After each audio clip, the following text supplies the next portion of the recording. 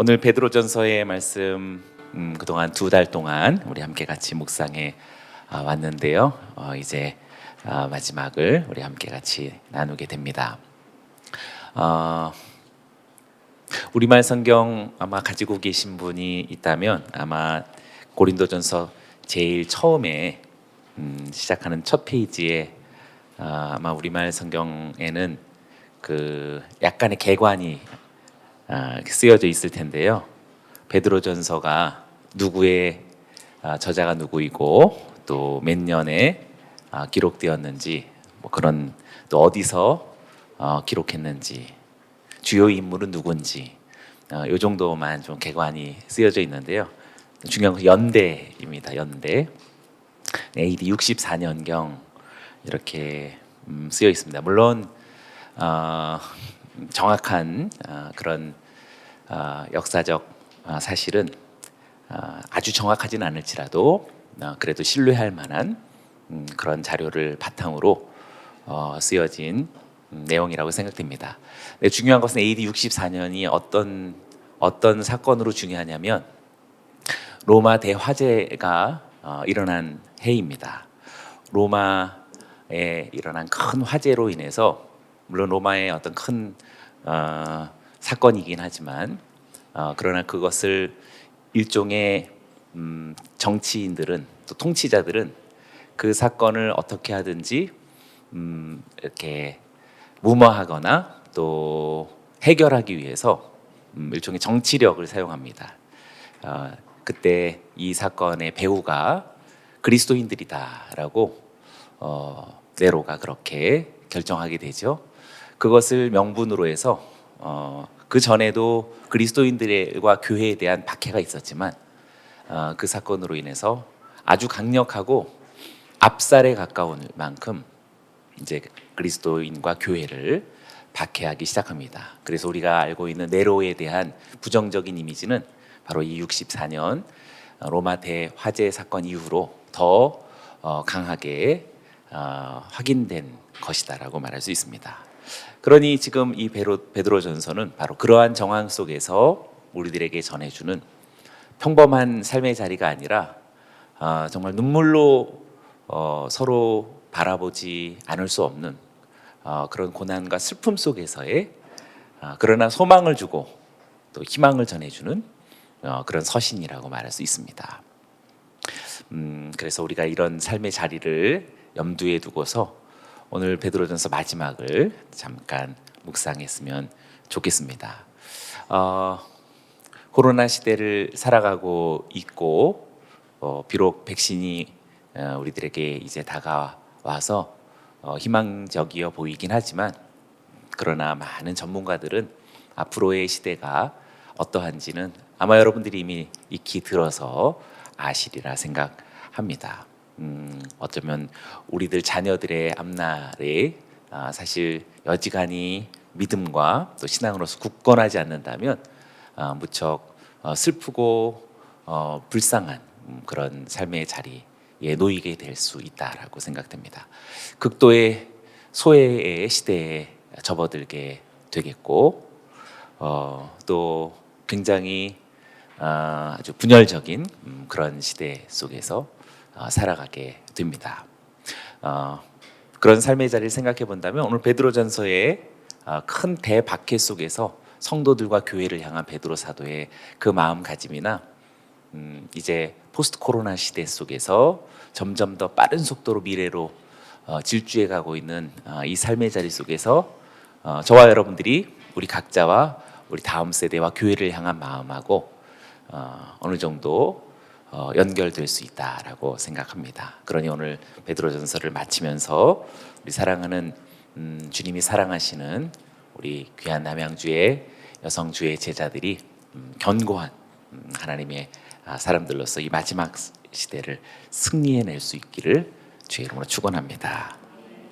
오늘을 마지막 본문입니다. 각종 성도들을 향하여서 여러 대상들을 향하여서 겸손과 인내를 권면하는 내용과 더불어 문안과 축도를 전해주고서 서신이 마치게 되지요. 그동안은 종들에 대해서도 언급했었고 또 아내들에 대해서 또 남편들에 대해서도 권면의 말씀을 사도 베드로가 전해 주었습니다. 각 삶의 자리와 그 위치 속에서 성도로서 또 직분자로서 가져야 할 정확한 자기 위치를 사도 베드로가 분명하게 권면하고 또 명령했다라고 할 수 있습니다. 오늘은 그 대상이 오늘 1절 말씀 속에 뚜렷하게 나타나고 있습니다. 1절의 말씀을 한번 같이 읽어보겠습니다. 시작. 함께 장로가 된 사람이요 그리스도의 고난의 증인이며 영광에 동참할 사람인 나는 여러분 가운데 장로로 있는 사람들에게 권면합니다. 뒷부분에 장로로 있는 사람들에게 권면합니다 라고 그렇게 언급합니다. 여기서 장로로서 쓰여진 그 용례를 생각해 볼 필요가 있는데 우리가 생각하고 있는 그런 문자적인 것보다는 좀 더 넓다라고 할 수 있겠습니다. 먼저 신약 성경 속에서 장로라고 언급할 때는 첫 번째는 우리가 잘 아는 유대 지도자들이죠. 사내들인의 구성원들 사이에서 제사장 출신, 어떤 제사장 출신의 귀족 계급과는 조금 다른 일종의 우리식으로 얘기하면 평신도 출신의 어떤 목회자 출신의 지도자가 아니라 평신도 출신의 지도자. 평신도라는 용어를 담임 목사님 많이 싫어하시는데 구별하기 위해서는 좀 불가피할 것 같아요. 그래서 그런 구성원들로서 구별된 사람이 바로 장로로서 그렇게 신약 성경 속에서 쓰여지고 있습니다. 또 두 번째는 유대인 회당들이 있었는데 그 유대인 회당들 공동체가 있겠죠. 그 공동체의 주로 지도자들을 가리켜 장로라고 그렇게 언급했습니다. 또 세 번째는 유대인 공동체의 회당뿐만 아니라 초대교회, 오늘 우리와는 좀 더 밀접하죠. 초대교회, 처음 초대교회의 예루살렘 공회, 예루살렘 교회 회의 그 지도자들을 포함한 다양한 지도자 그룹을 가리켜 장로라고 언급했습니다. 그러니 우리는 베드로를 장로라고 생각을 보통 안 했잖아요. 보통 사도라고 얘기했는데 넓은 의미 속에서 오늘 1절에서 말하고 있죠. 함께 장로된 사람이요. 자신도 장로라고 그렇게 일컫고 있는 것입니다. 또 바울 사도도 역시 이방 선교지에 세운 그 회중 공동체 속에서의 그 교회의 지도자들을 가리켜서 장로라고 그렇게 사도행전 여러 곳에서 언급하고 있습니다. 그리고 마지막으로는 단순히 나이가 많은 연장자들을 가리킬 때도 장로라고 쓸 때도 있습니다. 그러니 장로라는 말이 조금 더 넓은 의미를 가지고 있죠. 그런 넓은 의미를 갖고서 저는 여러분들에게 비록 여성분들이지만 여기 계신 여러분들이 지도자적인 그런 역할과 의미 속에 있다면 여러분들도 충분히 오늘 맥락 속에서의 그 장로들이라 일컬어도 충분하다라고 생각합니다. 교단에 따라서는 여성 장로님들이 창립하는 곳도 있지요. 그렇기 때문에 저는 여기 계신 분들이 주님의 교회에 마땅히 영적인 돌봄과 지도력이 부여되어진 저는 여러분들로서 또 그렇게 되어져야 할 분으로서 장로님들이라고 생각합니다.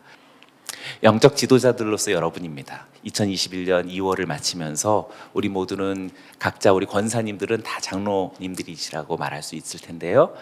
우리 권사님들뿐만 아니라 우리 안수 집사님들, 나아가서는 여기 있는 모든 여성 우리 성도님들 모두가 다 영적인 지도자들로서 장로의 직분에 준하는 그러한 영적인 의무와 주님의 부탁을 성취하고 순종의 열매 맺는 우리 모두가 되기를 축원합니다.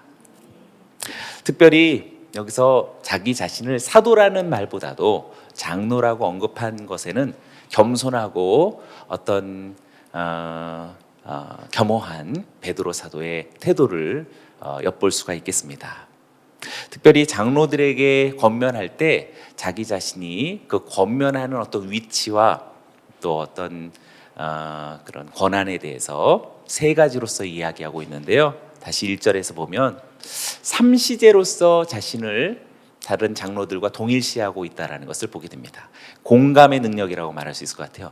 공감되지 않는다면 뭘 권면하든지 명령해도 이렇게 와닿지 않죠. 공감해 줄 수 있는, 같은 처지에 있고 같은 위치에 있다라고 말할 때 그 사람은 비로소 경청할 수 있게 되고 또 그 말을 따를 수 있는 어떤 힘이 생기는 것이죠. 세 가지로 말하는데 첫 번째는 함께 장로된 사람이다라고 과거에 그는 장로가 됐는데 그런 지도자의 어떤 위치 속에서 함께 장로된 사람이었다라고 과거적인 자신을 지금 다른 장로들과 동일시하고 있습니다. 두 번째는 지금 현재 그리스도의 고난의 증인이다라고 지금 고난을 어떤 다른 사람들만 고난에 처해 있는 것이 아니라 나도 역시 그리스도의 고난 속에 있는 증언자다라는 사실로서 동일시하고 있습니다. 세 번째는 이제 장차 그리스도의 나타날 영광에 동참할 사람으로서의 나 자신은 우리 모두와 함께 동일한 소망을 가지고 있다라고 할 수 있는 것이죠. 삼시제를 가지고 베드로 사도가 다른 많은 장로들과 동일시하고 있습니다. 우리 사랑하는 남양주 우리 여성사역 공동체 우리 모두가 다 영적 지도자로서 그렇게 장로로서 부름받고 또 부탁받은 저와 여러분들이길 바라고 현 시대가 힘들고 곤고한 이 시대 속에서 우리가 함께 그 고난을 맞이하면서도 증인이 되기를 오늘 이 현재 속에서 실천해 나가는 저와 여러분들이 되길 바라고 그리고 우리들의 소망은 다른 어떤 부귀영화에 있지 아니하고 그리스도로 말미암아 얻게 되어질 영광스러운 주님의 영광에 동참하는 또 그 소망을 가진 저와 여러분들인 줄로 믿습니다. 이 세 가지 마음으로 우리가 서로 공감하고 서로 그 소망을 주고받는다면 우리들의 서로의 권면과 축복은 점점 더 능력을 더해 갈 것입니다. 할렐루야. 자, 이러한 장로 되어진 베드로가 또 다른 장로 곧 영적인 책임과 부탁을 부여받은 제들에게 2절과 3절 아주 간곡한 마지막 시대 속에 마지막 유언과도 같은 그런 부탁과 권면을 전해주지요. 2, 3절은 우리가 한번 같이 읽어보겠습니다. 시작. 여러분 가운데 있는 하나님의 양떼를 치되 억지로 하지 말고 하나님의 뜻을 따라 자진해서 더러운 이익을 위하지 말고 즐거운 마음으로 하며 맡겨진 사람들에게 군림하는 자세로 하지 말고 오직 양떼의 모범이 되십시오. 먼저는 분명하게 장로들에게 무엇을 말하고 있냐면요, 하나님의 양떼를 치십시오 라고 말합니다. 하나님의 양떼를 치십시오. 옆 사람들에게 축복하시기 바랍니다. 장로님, 하나님의 양떼를 치십시오. 네, 하나님의 양떼를 치심이 AD 64년 어떤 사건이 있었다고요? 네, 로마 대화재 사건이 있고 그리고 이제 정말 잔멸시킬 수 있을 만큼 강력한 박해가 지금 막 쏟아지고 있는 이런 상황 속에서 내가 지금 양떼 치고 있을 때야 라고 말할 수 있는 상황에서 하나님의 양떼를 칩시오 라고 그렇게 부탁하는 너무나 장엄한 또 비장한 베드로 사도의 목소리를 듣게 됩니다. 이 코로나 시대와 포스트 코로나 시대 자기의 안위와 자신의 삶의 자리 하나 지키고 버티는데도 너무나 힘겨운 시대가 이제 아마 더 우리들에게 더 사실적으로 찾아오게 될 것입니다. 그럴 때 우리는 본능적으로 자신의 일에만 몰두하게 될 수밖에 없겠죠. 그러니 어쩌면 베드로 사도의 베드로전서는 하나님의 양떼를 치십시오라고 그렇게 권면하고 명령하는 것이다 생각이 됩니다. 베드로는 장로들을 양무리를 치는 목자로 비유하고 있는 것이지요. 그래서 세 가지 지침으로써 권면, 나아가서는 명령하고 있습니다. 틀림없이 아마도 지금 여기 나타난 이 세 가지 권면과 명령은 자신도 예수님으로부터 그렇게 내 양을 먹이라, 내 양을 치라 라고 하였던 그 비장하고도 장엄한 주님으로부터 부여받았던 부탁과 명령을 함께 전해주고 있는 것이다 라고 생각합니다. 그래서인지 또 세 개가 등장하는데요. 첫째는 억지로 하지 말고 자진해서 하라. 하나님의 양떼를 치는 것을 자진해서 하라고 말하고 있습니다. 오늘 2월을 지나면서 우리 남양주 여성 공동체에 여기 있는 여러분들에게 부지런한 양떼를 치는 목양의 사역과 삶이 나타나길 바라는데, 여러분들에게서 떠밀려서 하는 것이 아니라 자진해서 나 하나님의 양떼를 치고 싶습니다, 나 그렇게 하겠습니다 라고 말하는 여러분들이 되어지길 원합니다. 두 번째는 즐거운 마음으로 하라고 말하고 있습니다. 마음을 못 속이는 거죠. 네.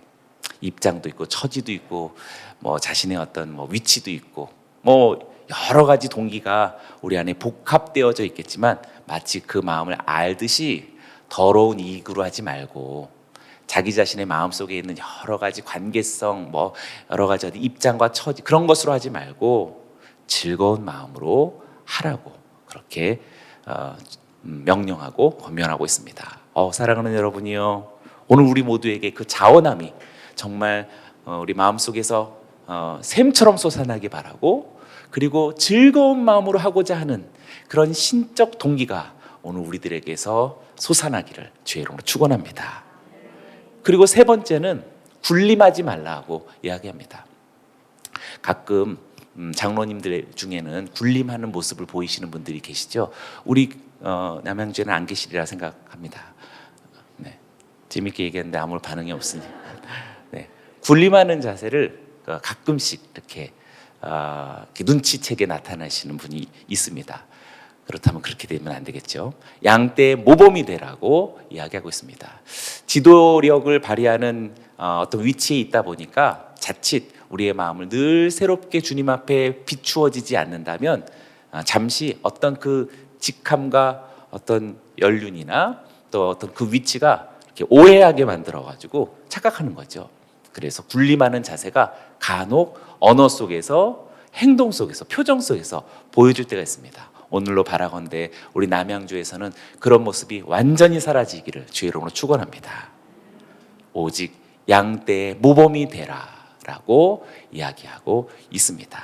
친히 우리의 본이 되신 우리 주 예수 그리스도께서 허리에 수건을 두르시고 제자들 앞에 무릎을 꿇으시고 고개를 조아리신 우리 주님의 그 형상이 우리들의 마음속에 날마다 살아있어서 우리 가운데 있는 그 어떤 것도 권한도 또 권위도 자기 자신의 어떤 연륜에 대한 스스로의 주장도 다 저버리고 오직 본이 되어지는 양떼의 모범이 되기를 주의 이름으로 축원합니다.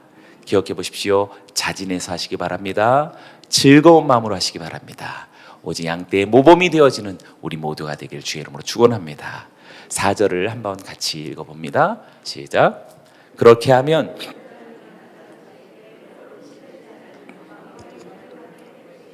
아멘. 그렇게 하면 앞서 세 가지의 태도로서 목양의 삶에 자신을 들이면 그러한 삶의 결과로서 영광스러운 보상이 이루어진다라고 말해주고 있습니다. 여기서 그 영광스러운 보상이라는 것은 시들지 않는 영광의 면류관을 받을 것이다 라고 말합니다. 옆 사람들에게 한번 선포하십시오. 당신은 시들지 않는 영광의 면류관을 받을 것입니다.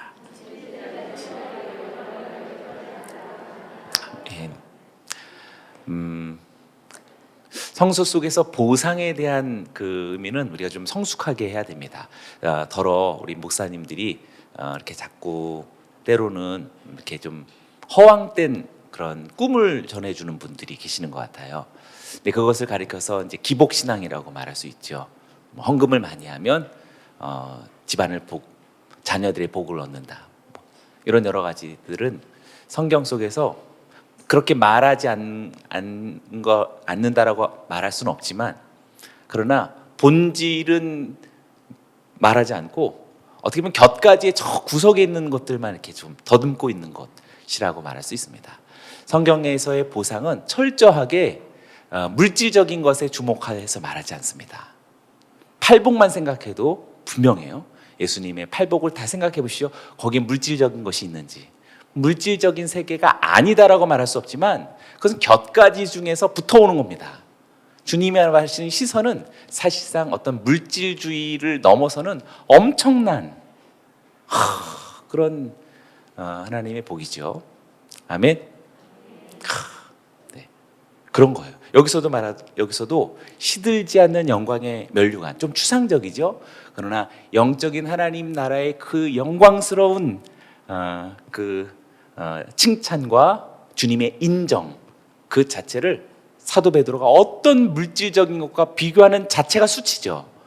하나님의 인정과 칭찬을 지금 뭐 우리들의 어떤 물질과 재산에 대한 어떤 증대 뭐 그런 것쯤으로 비교하는 것 자체가 너무 부끄럽습니다. 동의하십니까? 아멘.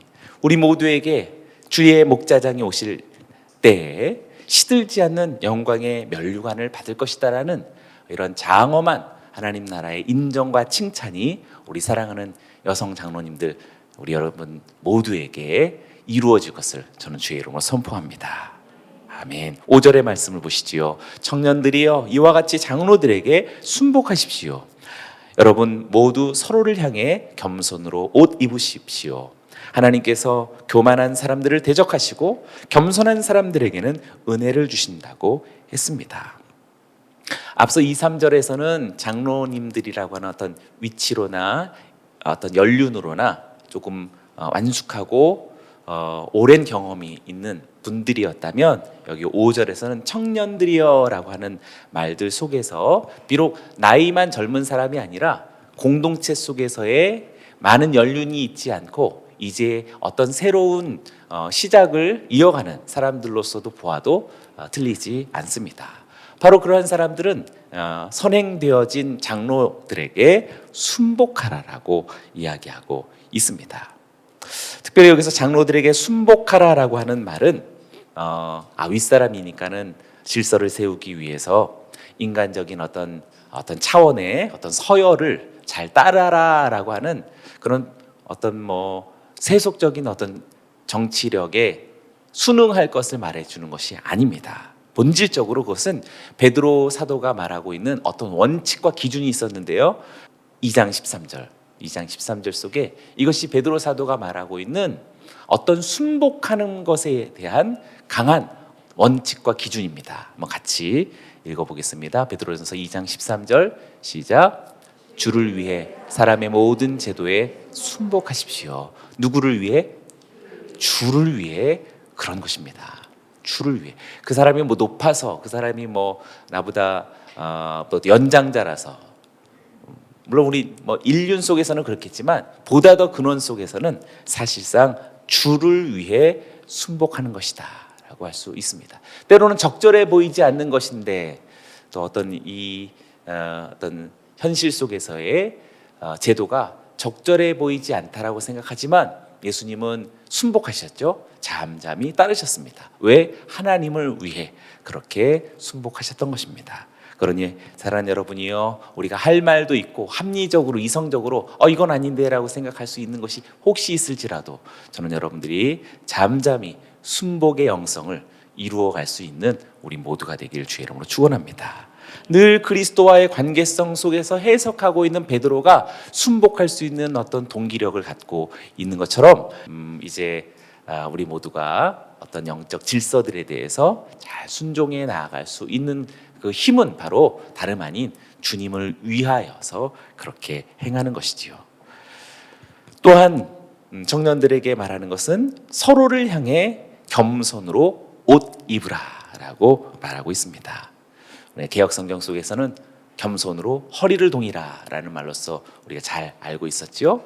겸손으로 서로를 향해 옷 입으십시오라고 표현하고 있는데 여기서 겸손으로 옷 입어라라고 하는 표현은 신약 성경에서 여기에서만 유일하게 쓰여진 단어인데 틀림없이 베드로 사도가 아까 제가 언급했던 세족식의 현장 속에 주님의 그 모습을 떠올리고 상상하면서 지금 이 표현을 한 것이 아닐까 생각하게 됩니다. 모든 것을 주를 위해 하라는 원칙으로 살아가는 그리스도인들은 세상과는 전혀 다른 차원과 성품과 삶의 양식을 가지고 살아갑니다. 지금도 그러하시지만 여러분들의 모습 속에는 그냥 겸손이 툭툭툭툭 떨어지면서 늘 서로를 향해 겸손으로 옷 입듯 그렇게 미소, 눈빛, 언어 그리고 우리들의 모든 문안과 축복이 있게 되기를 주의 이름으로 축원합니다. 우리들의 인간론이 아니고요, 성서적 하나님의 말씀 속에서 뿜어져 나오는 하나님의 성품 그 자체입니다. 그리스도 예수께서 허리를 동이셨던 그 모양처럼 우리들의 범사의 성품과 우리들의 삶의 모습도 이와 같게 되어지길 원합니다. 베드로는 여기서 이 겸손이 얼마나 중요한지 잠언서를 인용하고 있는데요. 잠언서 3장 34절을 인용해서 권위를 더 힘을 얻습니다. 하나님께서 교만한 사람들을 대적하시고 겸손한 사람들에게는 은혜를 주신다라는 이 말은 잠언서를 지금 인용한 거예요. 몇 장 몇 절이요? 3장 34절을 인용했습니다. 이 구절이 얼마나 중요했는지 예수님도 인용하셨어요. 예수님도 마태복음 23장 12절에서 이 구절을 인용했었고, 야고보 사도도 야고보서 4장 6절에서 이 구절을 인용했습니다. 그러니 지금 예수님도 인용하셨고 베드로 사도도 야고보 사도도 인용했으니까 사실상 중요한 것이죠. 하나님이 누구를 싫어하신다? 교만한 자를 싫어하신다. 싫어하시는 정도가 아니라 대적하신다라고 말씀하십니다. 나 너 몰라, 이제 상관 안 해, 이 정도가 아니라 하나님께서 치시는 것이죠. 그리고 하나님께서는 누구에게 은혜를 베푸십니까? 겸손한 자에게 은혜를 베푸십니다. 사랑하는 여러분, 2월을 지나면서 우리 모두에게 어떤 성품을 더 지금 흠모해야 할까? 여기는 우리 모두가 겸손으로 허리를 동이고 겸손으로 옷 입고 겸손의 삶이 우리들의 덕목이 되고 우리들의 모든 성품과 삶이 되어지는 이제 꽃피는 3월을 맞게 되기를 주의 이름으로 축원합니다. 할렐루야. 6절의 말씀을 같이 읽어봅니다. 시작. 그러므로 하나님의 능력의 손 아래서 겸손하십시오. 때가 되면 하나님께서 여러분을 높이실 것입니다. 여기서 우리가 겸손하지 못하게 되어지는 그런 가장 강력한 이유를 발견하게 됩니다. 왜냐하면요, 지금 여기서 분명히 얘기하죠. 네, 왜냐하면으로 아마 풀이될 수 있는 건데요. 때를 못 기다리는 거죠. 그러니까 때가 되면인데 우리가 때를 못 기다립니다. 그래서 지금 당장 이렇게 뭔가를 취하고 싶은 것이죠. 뭘 취하고 싶은가요? 네, 하나님이 높이신다 그랬는데 자기 자신이 자꾸 인정되려고, 자꾸 자기 자신이 인정되려고 그 인정되는 걸 취하는 겁니다. 여기서 내가 지금 이렇게 돼야 되는데, 우리 이러면서 슬금슬금 겸손을 까먹고 슬금슬금 교만을 취하는 겁니다. 여기서 막 목구멍이 막 탁 차오르는 거죠. 여기서 저 내가 했는데 막, 사실 자기가 한 것도 아니에요. 이렇게 보면 이거 내가 했는데, 그래서 자꾸 자기 자신이 드러내고 적나라하게 드러나기 어려우니까 조금씩 계속 드러내는 거죠. 근데 그 조금씩 드러내는 게 자기도 잘 알겠지만 남도 다 아는 거거든요. 하나님은 너무나 더 잘 아시고. 근데 이런 우리가 잠깐의 자기를 이렇게 괜찮겠지 하고서 자기 자신에게 관용을 베풀면서 우리는 점점 무너져가는 겁니다. 겸손의 삶에서 무너져갑니다. 그래서 여러분, 지금 여러분들의 마음에 할 수 있는 만큼 때를 기다리는 그런 마음, 여기서 때가 바로 카이로스를 쓰고 있죠. 하나님의 시간이 반드시 있다라는 것을 확신하고 신뢰한다면 지금 잠깐 우리의 마음을 막 재촉하는 그 어떤 사사로운 우리들의 육신적 감정을 억누를 수 있는 힘이 여기는 저와 여러분들에게 주어지게 되기를 원합니다. 할렐루야. 그러니 지금 그래서 그렇게 하나님의 때를 인정하고 기다리면서 하나님이 마땅히 우리들에게 보상해 주실 것, 곧 하나님께서 우리 모두를 높이실 때를 믿고 기다리면서 우리는 겸손할 수 있는 것이지요. 특별히 여기서 겸손할 수 있는 그 근거가 하나님의 능력의 손 아래서 겸손하라라고 이야기하고 있습니다. 사랑하는 우리 주의 성도들이여, 여기는 여러분들에게 하나님의 능력의 손이 드리워진 줄로 믿습니다. 그 능력의 손이 있다라는 것을 믿으신다면 오늘 여기 있는 저와 여러분들 잠깐 찾아오는 우리 자신이 인정받고, 나아가서 인정받는 것은 뭐 둘째치고 인정받지 못하는 억울한 상황이 이렇게 주어질 때, 그때도 참을 수 있는, 기다릴 수 있는 그 힘과 그 깊은 성숙함은 어디서 올까? 하나님의 크고 능하신 손 아래에 있다라는 사실을 믿는 그 순수함 속에 여기 있는 저와 여러분들이 겸손의 성품과 덕목을 우리가 취할 수 있는 비결인 줄로 믿습니다. 그것을 못 기다리면 또 불쑥불쑥 교만을 우리는 스스로 취하고 겸손을 잃어버리는 안타깝고 슬픈 세속을 점점 닮아가는 그런 우리 모두가 될 것입니다. 사랑하는 여러분이요, 하나님의 능력의 손이 여기 있는 저와 여러분들에게 강력하게 지배해서 저와 여러분들에게 오늘부터 아주 놀랍고도 눈부신 주 그리스도의 겸손의 모습과 형상이 나타나기를 주의 이름으로 축원합니다. 그래서 겸손과 승기는 늘 동전의 앞뒤처럼 우리들에게 따라다닌다라는 것을 잊지 말아야 하겠습니다. 할렐루야. 7절의 말씀을 보기 원합니다. 여러분의 모든 근심을 주께 맡기십시오. 주께서 여러분을 돌보십니다. 이제 7절부터 11절 오늘 본문까지 고난 중에 굳게 설 것에 대한 권면을 말해주고 있습니다. 지금까지 베드로 사도는 성도가 이 땅에서 고난을 당할 수밖에 없지만 그러나 의를 위하여서 당하는 이 고난이 오히려 복되다라는 사실을 계속 강조해 왔습니다. 그리고 서신을 마감하면서도 다시 고난의 상황으로 이렇게 이야기하고 있는 것은, 그래서 철저하게 베드로 전서는 시작부터 끝까지 고난인 것이죠. 이유는 분명합니다. 아까 얘기한 것처럼 언제 쓰여졌다고요? AD 64년 경쯤 가장 강력한 박해의 시대 속에 그렇게 전해지고 있기 때문입니다. 베드로 사도는 이미 그것을 내다보고 있고 자기 자신은 직감하고 있는 것이죠. 그래서 아마 자신도 죽음을 지금 예상하고 있을 것입니다. 그래서 유언 같은 심정으로서 이제 마지막 서신의 마무리를 전해주고 있는데, 세 가지를 강력하게 우리들에게 남긴 베드로의 유언이라고 말할 수 있겠습니다. 첫 번째는 7절 아까 본 것 말씀 속에서 여러분의 모든 근심을 주께 맡기십시오라고 말합니다. 오늘 이 말씀을 첫 번째 마지막 권면으로서 받고 우리 모두에게도 2월을 마치면서 이제 3월을 시작할 때 모든 근심을 주께 맡기는 우리 자랑스러운 남양주 여성공동체가 되시기를 주의 이름으로 축원합니다. 네, 가슴에 한번 손을 얹고 믿음으로 선포해 보십시오. 네, 모든 근심을 주께 맡기라. 아멘. 좋습니다. 마음을 나누어지게 하고 산란하게 하고 현재의 모든 위치에 집중하지 못하게 하는 그런 모든 것을 하나님께 맡기라고 바울 사도가 말합니다. 특별히 그 이유가 주께서 여러분을 돌보시기 때문입니다 라고 염려와 근심을 주께 맡길 수 있는 이유를 말해주고 있죠. 그래서 돌보다라고 하는 말은 무엇에 대해서 깊은 관심을 갖다라고 하는 의미가 됩니다.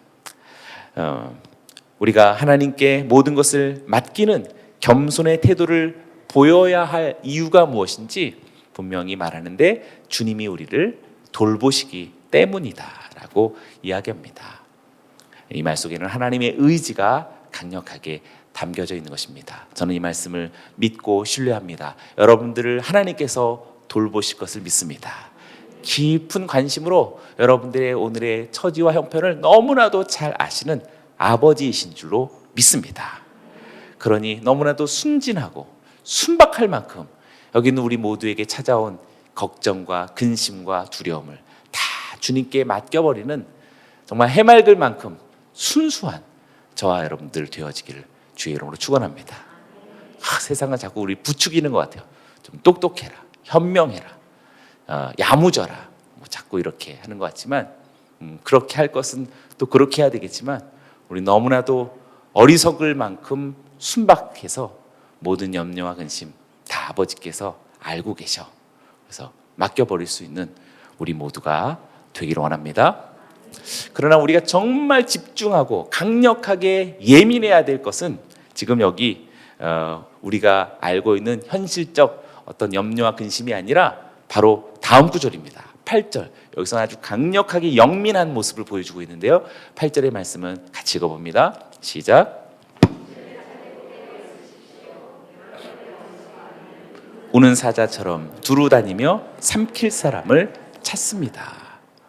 7절에서는 정말 아무것도 모르는 정말 해맑은 아이들 같은 그런 모든 염려와 근심을 주님께 맡기는 모습을 보게 됐지만 8절에서는 정말 용맹스러운 장수의 모습을 취하고 있습니다. 정신을 차리고 깨어 있으십시오 라고 말하고 있습니다. 이유가 무엇입니까? 특별한 존재가 있고 특별한 차원이 있기 때문입니다. 아까 앞서서 우리들에게 찾아온 근심과 어떤 염려는 우리들이 만나는 일상적인 삶이었다라고 한다면 지금 여기 8절 속에서 깨어 있어야 하고 정신을 차려야 할 분명한 이유는 또 다른 영적 세계와 존재가 있기 때문에 그러하다라고 말합니다. 8절은 여러분의 원수 마귀는 우는 사자처럼 두루 다니며 삼킬 사람을 찾습니다 라고 이야기하고 있습니다. 원수 마귀가 우는 사자처럼 두루 다니며 삼킬 사람을 찾습니다. 세 가지 기억해야겠죠? 원수 마귀가 있다라는 것이요, 그 원수 마귀는 그냥 우두커니 있지 않다라는 것이죠. 우는 사자, 혹시 동물의 왕국 보셨나요? 화가 났을 때의 모습을 아마 우는 사자처럼 표현한 것 같은데요. 화가 났을 때 무는 정도와 강도와 이 모습은 완전히 다르죠. 네, 장난칠 때하고. 네, 그런 모습으로서 마귀는 지금 목표, 사냥물을 찾고 있다라고, 그래서 두루 다니면서 찾고 있다라고 우린 세 가지 이 마귀의 상태를 확인해 볼 수가 있겠습니다. 그래서 아마 겟세마네 동산에서 예수님은 시험에 들지 않게 깨어 있으라라고 말씀하셨던 것 같습니다. 그랬음에도 불구하고 베드로와 다른 제자들 다 잤죠. 그냥 깊은 밤이어서 피곤하는 그런 정황만을 이야기하는 것이 아니라 이제 임박한 하나님의 어떤 현존과 그리스도의 임재를 빼앗아 가려는 어떤 사건과 시도 앞에서 깨어 있어야 되는데 잠자고 있는 것이죠. 그래서 그 순간에만 말씀하신 것이 아니라 겟세마네 동산이라고 하는 주님께서 이제 무엇인가 이루시려고 하는 그 순간 속에 있는 어떤 보이지 않는 두 세력의 충돌, 그러니 깨어 있으라라고 이야기했는데, 지금 코로나 시대 속에서의 우리 각자에게도 그러한 순간과 그러한 시점이 우리에게도 존재한다고 생각합니다. 그러니 사랑하는 여러분이요, 주님 말씀처럼 저와 여러분이 시험에 들지 않도록 깨어 있게 되기를 원합니다. 그런데 또 다음에 와서 나 시험 들었어, 또 안 되겠죠? 우리들에게 그런 단어 자체를 지워버리시기를 원합니다. 옆 사람들에게 내 사전에는 시험이란 없습니다. 네, 여러분들 사전에 시험이란 없어요. 시험에 들 수가 없습니다. 성령의 사람들인 여러분들은 들 수가 없습니다. 괜히 심심해서 초청하는 거겠죠. 그래서 우리는 시험을 거부하고 늘 주님과 함께 승리를 쟁취하는 우리 모두가 되길 원합니다. 9절의 말씀 보십시오. 믿음 안에 굳게 서서 마귀를 대적하십시오. 여러분이 알다시피 여러분의 형제들도 세상에서 같은 고난을 겪고 있습니다. 우린 여기서 세 번째 베드로 사도가 말해주고 있는 마지막 권면과 명령으로서 믿음 안에 굳게 서서 마귀를 대적하십시오 라는 세 번째 명령을 듣게 됩니다. 옆 사람들에게 선포하시기 바랍니다. 믿음 안에 굳게 서서 마귀를 대적하십시오. 네, 엄청나게 흉악하고 잔인하고 무서운 존재이지만 결코 두려워할 필요가 없음을 말해주고 있습니다. 오히려 마귀를 대적하라라고 이야기하고 있습니다. 아까 야고보 사도도 동일하게 지금 이러한 마귀에 대한 대적을 말해주고 있는데요. 야고보서 4장 7절입니다. 그러므로 하나님께 복종하고 마귀를 대적하십시오. 그러면 어떻게 해요? 마귀가 여러분을 피할 것입니다 라고 말하고 있습니다. 마귀를 대적하면 마귀는 성도를 피해 달아날 수밖에 없습니다. 지난 마태복음 말씀 속에 마귀의 양태에 대해서 우리 주님이 말씀하셨죠. 물 없는 곳을 찾아 쉴 곳을 찾아다닌다. 네, 물로서 아마 예표되어지는 성령의 통치와 임재 속에는 절대로 마귀가 존재할 수도 없고 공존할 수가 없는 것입니다. 생명의 생수가 되신 성령의 충만함을 받은 여러분이요, 마귀가 손댈 수 없는 여러분들인 줄로 믿습니다. 아멘. 할렐루야. 그렇게 마귀는 성도를 피해 달아나게 되어 있습니다. 그렇다면 우리가 어떻게 마귀를 대적할 수 있는가? 지금 본문 9절 속에서 두 가지를 우리는 확인할 수 있는데요. 첫 번째는 믿음 안에 굳게 서서 대적하라고 이야기했지, 그냥 무작정 대적하라고 이야기하지 않습니다. 믿음 안에 굳게 서서 대적하라고 합니다. 여기서 사랑하는 여러분, 오늘 우리들의 믿음이 얼마나 중요한 것인지 알 수 있겠죠? 2월을 마치면서 우리들에게 정말 간절하게 회복하고 성숙하기를 바라는 주제가 있다면 믿음입니다. 사랑하는 여러분요, 믿음 안에 굳건하시길 바라고, 믿음으로 깊어지시길 바라고, 믿음으로 성숙하시길 바라고, 믿음으로 창대해지시기를 주의 이름으로 축원합니다. 믿음이야말로 하나님과 연합할 수 있는 신비로운 그런 과정, 또 신비로운 근거가 없는 것이지요. 믿음은 우리로 하여금 하나님과 신비로운 연합을 이루게 합니다. 그래서 대적할 수 있는 힘과 능력은 하나님께 있기에 믿음으로 하나님과 하나 되어진 여러분들에게 사단이 결단코 해할 수 없는 줄로 믿습니다. 두 번째는 형제들도 함께하고 있다라는 생각을 갖고 대적하라는 것이 바로 오늘 9절에 있었던 것입니다. 9절에서 말하고 있죠. 여러분도 알다시피, 뭘 알다시피 해요? 네, 여러분의 형제들도 세상에서 같은 고난을 겪고 있습니다. 어떻게 보면 오늘 우리가 많이 실족하거나 많이 이렇게 다운되거나 침륜에 빠지는 것은 나 혼자 그래라고 하는 것을 아마 사단이 우리들에게 이렇게 흔적을 놓을 때 그걸 취하는 거죠. 그래서 스스로 막 홀로됨, 외로움, 어떤 우울함, 극단으로 막 자꾸 막 빠져들어가는 거죠. 그렇지 않다라는 거죠. 다른 형제들도 함께 고난 속에 있다라고 말하고 있는 것입니다. 우리의 동역자가 있으며 우리의 모든 험난한 여정 속에 나의 친구와 믿음의 동지들이 있다라는 사실을 기억하시기 바랍니다. 우리와 함께 김열신 목사님도 계시고 여기는 우리 모두가 함께하고 있습니다. 옆 사람들에게 한번 고백해 보십시오. 함께해 주셔서 감사합니다. 아멘. 우리가 함께 해 나가는 것입니다. 이렇게 두 가지를 가지고서 마귀를 대적하는 우리 능력 있는 우리 여성 예배가 되길 원합니다. 마지막 10절을 보십시오. 같이 읽어보겠습니다. 시작. 그러면 모든 은혜의 하나님 곧 그리스도 예수 안에서 여러분을 그분의 영원한 영광 가운데로 부르신 분이 잠시 고난받는 여러분을 친히 온전하게 하시고 굳건히 세우시고 강하게 하시고 견고하게 하실 것입니다. 할렐루야. 이렇게 우리 모두가 앞서 베드로 사도가 이야기했던 세 가지의 명령, 모든 근심을 주께 맡겨버리고 그리고 정신을 깨어서 차리고 깨어 있고, 또 세 번째 믿음 안에 굳건히 서서 마귀를 대적할 때 오늘 우리들에게 취하게 되어질 네 가지 아주 필연적인 결과들을 말해주고 있어요. 미래형으로 말해주고 있습니다. 10절에서 네 가지인데요. 여러분 보기 좋게 이렇게 정리해보고 싶습니다. 첫 번째, 온전하게 하십니다. 두 번째, 굳건하게 하십니다. 세 번째, 강하게 하십니다. 네 번째, 견고하게 하십니다. 할렐루야. 이 모습이 여러분들의 모습일 줄로 믿습니다. 얼마나 아름다울까요? 얼마나 힘이 될까요? 얼마나 모습도 기대고 싶을까요? 우리 모두가 다 같이 온전하고 굳건하고 강하고 견고한 하나님의 용사로서의 우리 사랑하는 여성들 되어지길 원합니다. 마귀가 틈탈지라도, 그리고 이 마지막 시대로 접어들면서 마치 무적행에서 황충들이 튀어나온 것처럼 여러분 여러 언론에서 보게 될 때 도대체 왜 이러나라고 할 만큼 기이하죠. 아마 예전에도 그런 일이 있었겠지만 질적 농도가 점점 더 짙어져 가는 것이다 생각이 되고, 삶의 어떤 자리는 점점 더 질적인 상황 속에 더 괴로움 속으로 들어가고 있기 때문이라고 생각됩니다.